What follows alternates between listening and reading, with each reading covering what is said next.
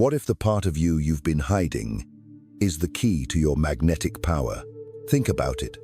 Some women walk into a room and the energy shifts. Heads turn, people lean in, and they're not always the prettiest, the loudest, or the most dressed up. Meanwhile, you might feel like you have to work twice as hard just to be seen, smile more, be softer, dim your light so others feel comfortable. But what if the reason you're not fully seen is because you've been taught to hide the most powerful part of yourself? There's a part of you raw, emotional, intense, sensual that's been buried deep. Psychology calls it the feminine shadow. It holds the qualities you were told were too much, too emotional, too needy, too bold. But here's the secret. That shadow is not your weakness. It's your superpower.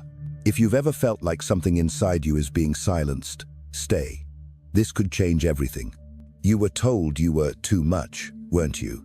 Too emotional, too sensitive, too loud, too bossy, too opinionated, too independent. There's a good chance someone said that to you before you were even old enough to understand what it meant. Maybe it was a parent who meant well, a teacher who wanted order, a friend who felt uncomfortable around your fire. So, little by little, you pulled it back. You softened your edges, smiled when you didn't feel like it, laughed at things that weren't funny, held your tongue when your gut screamed otherwise. And even now, years later, you might still carry that echo, that quiet fear that who you are is somehow too much, and yet, not enough. If this sounds familiar, you are far from alone. So many women walk through life wearing a mask they didn't choose. A mask shaped by culture, religion, family, media, one that tells you what good looks like. Good women are gentle, agreeable, selfless. They don't take up too much space.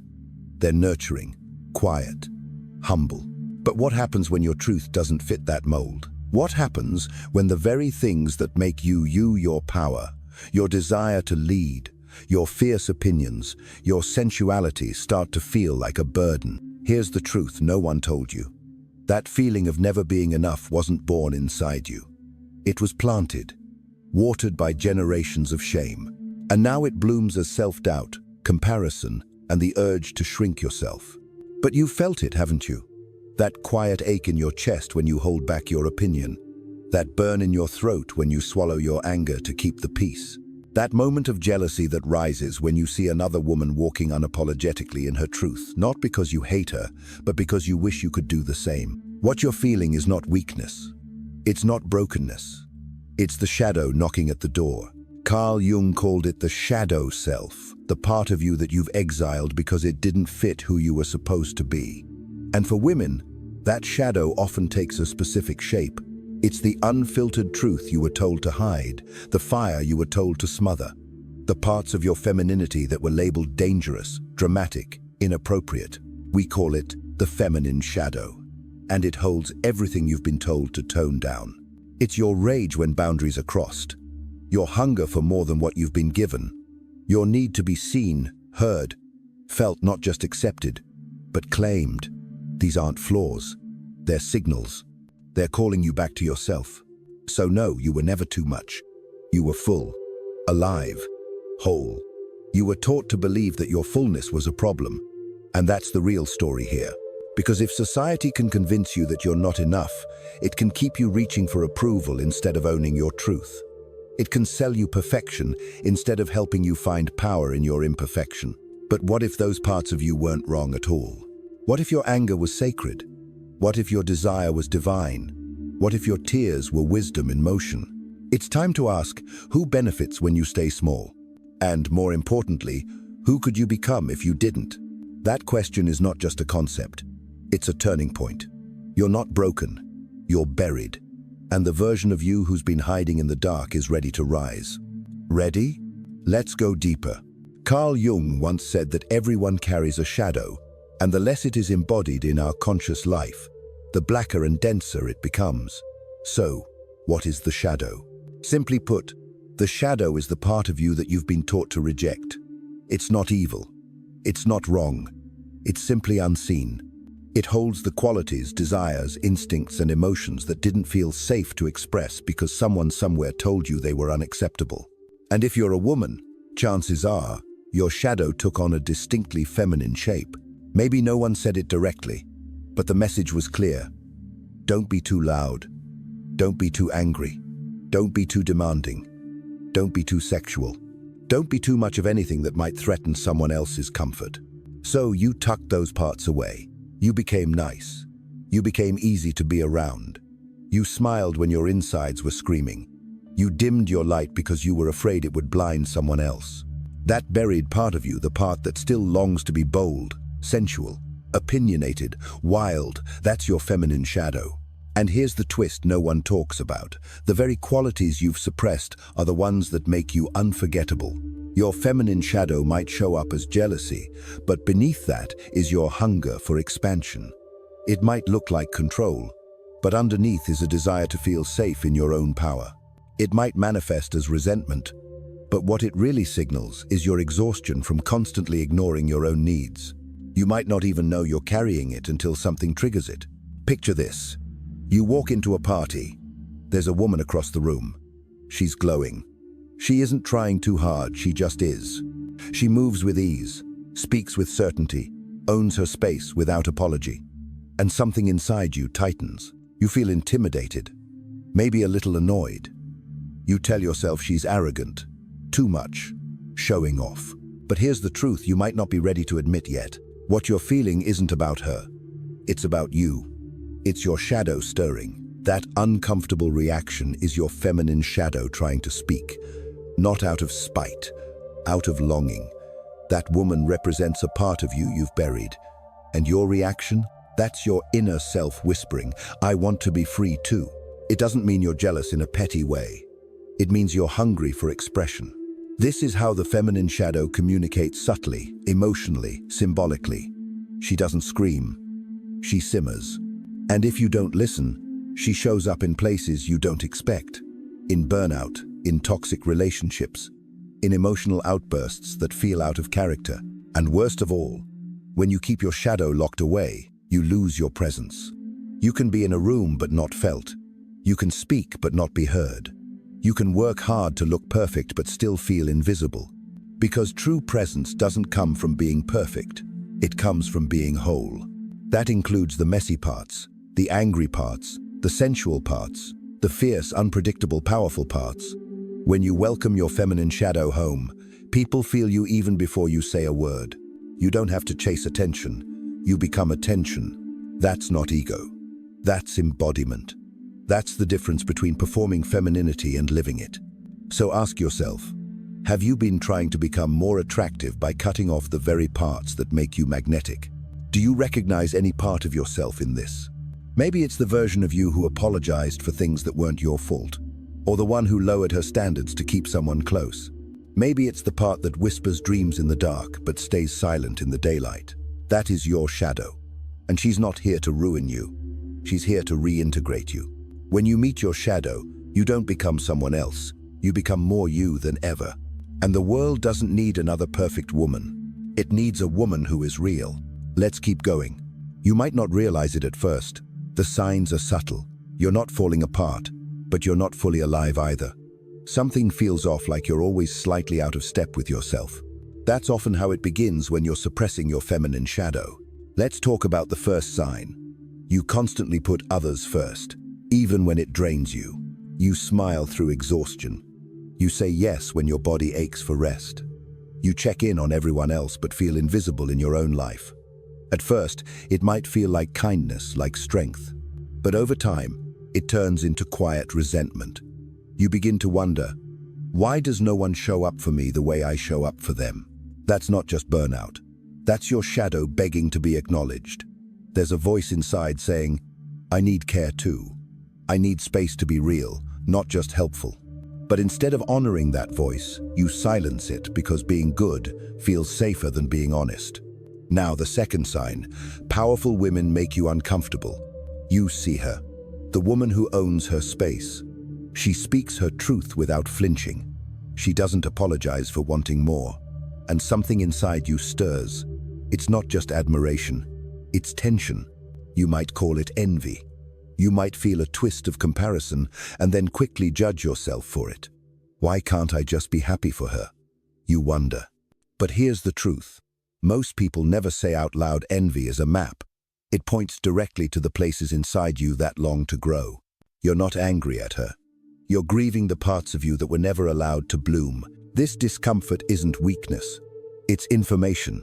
It means there's a version of you inside, waiting to be seen, not just the sweet one, but the bold one. The one who isn't afraid to want, to lead, to rise. And then there's the third sign. You hide the sides of you that feel too intense. Your sensuality, your ambition, your fire. You tone them down because somewhere along the way, you were told those parts of you were too much. Maybe someone made a comment when you wore something you loved.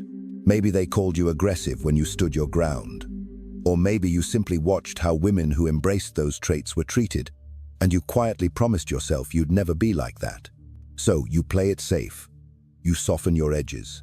You trade power for approval. And slowly, you begin to vanish behind the mask of pleasant. That's what happened to her. Let's call her Elle. Elle was the kind of woman who made everything look easy. She knew how to make people feel comfortable, how to keep the peace, how to show up for others. But beneath the surface, she felt like she was fading. She didn't recognize her own voice anymore. She had opinions, but kept them inside. Desires, but buried them deep. Anger, but swallowed it before anyone could see. She thought being easy to love meant being easy to manage. Until one day, she couldn't do it anymore. The pretending, the pleasing, the perfect mask. She didn't explode. She didn't scream. She just paused. And then, she said something simple that shifted everything. I'm done playing small. That moment wasn't rage. It was rebirth. She wasn't trying to be difficult. She was finally trying to be whole.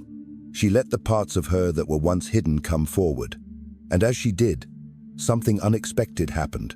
People began to listen, not just to her words, but to her energy. She became magnetic, not because she changed, but because she finally showed up. So, ask yourself, where have you been shrinking? Which parts of you have you labeled as too much and locked away? What would it feel like to stop hiding? Because your shadow is not your enemy. It's the part of you that remembers who you are when the world tried to make you forget. And the sooner you listen to it, the sooner you come home to yourself. Let's keep going. This is just the beginning. She used to tiptoe through life, always calculating her tone, her timing, her truth. Not because she lacked confidence, but because somewhere along the way, she learned that her power made people uncomfortable. And when that happens enough times, you start to believe the lie that your power is dangerous. That lie becomes your prison. So she stayed small. She became palatable, quieted her voice to fit into spaces that never truly saw her. But one day, without warning, she snapped. Not in anger, but in awakening. She didn't yell or lash out. She simply stopped hiding. And that's the moment everything changed. Because when a woman stops apologizing for herself, she doesn't just walk into a room. She arrives. This kind of shift doesn't come from a motivational quote or a temporary high. It comes from something deeper, an intimate reckoning with the part of yourself you've spent years avoiding. That part is your feminine shadow. Imagine your feminine shadow as a lioness trapped in a cage. She paces back and forth, graceful but restless. You've tried to tame her, to reason with her, to keep her quiet so she doesn't scare anyone. You've called her dramatic, selfish, too wild. But she's not the problem. The cage is. And the longer she's caged, the louder she roars. Sometimes she roars through anxiety. Sometimes through emotional outbursts. Sometimes through an ache in your chest that you can't quite name. What she really wants is not to destroy you. She wants to free you. Because when you stop fighting her and instead walk into the cage and open the door, you don't become reckless. You become real. That's what makes you magnetic. Not a perfect face. Not the right filter. Not knowing all the answers or having it all together. It's your realness, your wholeness, your unapologetic presence. You see, true attraction isn't about seduction. It's about alignment. When who you are on the outside matches what's real on the inside, people feel it even if they can't explain it. That's why the most captivating people are not always the most polished. They're the ones who own their stories, even the dark chapters. They don't pretend to be fearless. They've just made peace with their fear. And that peace, that's what draws people in. There's a kind of glow that only comes from self-acceptance. It's the look in your eyes when you're no longer trying to prove anything. The way your body moves when you trust it. The way your voice lands when you speak from truth instead of performance. You stop waiting for permission. You stop editing yourself to be more digestible. You stop shrinking. And without even trying, you become irresistible. Because nothing is more powerful than a woman who has embraced her darkness and made it part of her light. So take a moment with me now. Forget the outside world. Close the tab in your mind that's always comparing, always analyzing. Just breathe and ask yourself one question. Who would you become if you weren't afraid of your own power? Not the power to control others, the power to be fully you. Would you speak more boldly? Would you dress for yourself, not approval? Would you leave the room when your spirit says no, instead of staying because you feel guilty? Would you finally stop dimming your light to protect someone else's comfort? Your feminine shadow isn't something to fix. She's someone to meet. Someone who remembers the parts of you that were never broken, just buried. The world doesn't need more polished women. It needs more women who remember who they are. So here's the truth. Your magnetism doesn't come from what you add on. It comes from what you set free. And she's already inside you. Are you ready to let her out? Let's keep going. You're closer than you think. I've sat across from hundreds of women in my years as a therapist and coach. They came to me exhausted, unsure of themselves, and quietly ashamed of how much they were pretending. And every time, beneath the surface, I found the same thing, a brilliant, buried part of them trying to break free. Their feminine shadow. Some of them had learned to silence it in order to survive. Others had no idea they'd been hiding for so long. But when we began the process of reclaiming that part of them, not fixing it, but befriending it, something incredible happened. They didn't just get more confident. They became unforgettable. There's no perfect formula, but I can tell you the 3 most powerful steps I've seen change lives, not through theory, but through transformation. It starts with step 1, recognizing the voice you've been silencing. This voice often sounds quiet, subtle. It whispers instead of shouts. It's the one that says, "I don't want to be here," when you're at a dinner you never wanted to attend. Or, "I feel invisible," when you've given everything and still feel unseen. It's the anger you swallow, the desire you rationalize away, the truth you keep hidden even from yourself. Pay attention to that voice. Notice where it shows up, then ask yourself, what would I say if I wasn't afraid of being judged? That question alone can open a door you've been afraid to walk through. Now step 2. Write it down. Not the version of the truth you think people want to hear. The real truth. The unedited one. Write the things you don't even want to admit you feel. The resentment, the jealousy, the longing, the boredom, the hunger. This is not for anyone else to read. This is for you to see yourself without the filter, without the mask, without the performance. When you do this, don't be surprised if it brings up discomfort. That's not a sign you're doing it wrong. That's a sign you're telling the truth. And here's where the real shift happens. Step 3 is expression. Shadow work isn't just in the mind. It lives in the body. So take the feelings you've uncovered and let them move. That might mean dancing like no one's watching, allowing your hips to speak the story your mouth won't. It might mean screaming into a pillow, shaking out your rage, painting with your fingers, singing off-key at full volume. It might mean sitting alone with your hand on your heart, crying without needing to explain it. This isn't about art. It's not about performance. It's about presence. You don't need to look elegant while you do it. You just need to be honest. The kind of honesty that feels like oxygen after you've been holding your breath for years. Because the truth is, when you stop containing your feelings and start channeling them, your body starts to trust you again. And when your body trusts you, you become magnetic without even trying. That's the magic of shadow alchemy. Each of these steps might seem simple, but they're not small. They're sacred. They take you out of the role of people pleaser and put you back in your own skin. And they remind you of this. Confidence doesn't come from being perfect. It comes from being present with all of who you are. So if you're waiting for the moment when you finally feel ready, let me offer you something softer and more real. You don't need to be perfect. You just need to be willing to listen, willing to be seen, willing to tell the truth to yourself, even when it's hard.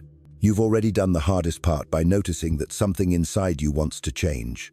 What comes next is not performance, it's permission. Let's finish strong. You're already coming home to yourself. You were never missing anything. You were never broken. The part of you you've been taught to fear, your feminine shadow, is not something to hide. It's something to release. Because your power has never lived in perfection, politeness, or performance. It's lived in your wholeness, your full, raw, unapologetic self. That's what draws people in. That's what makes you magnetic, not because you're trying to be, but because you finally stopped pretending. When you stop hiding your shadow, you stop hiding your presence. And when you let all of you show up, the world doesn't just see you, they feel you. So if any part of this spoke to you, don't keep it to yourself. Share it with someone who needs to hear it. And tell us, what part of your shadow are you ready to own? This is your moment. Step into it.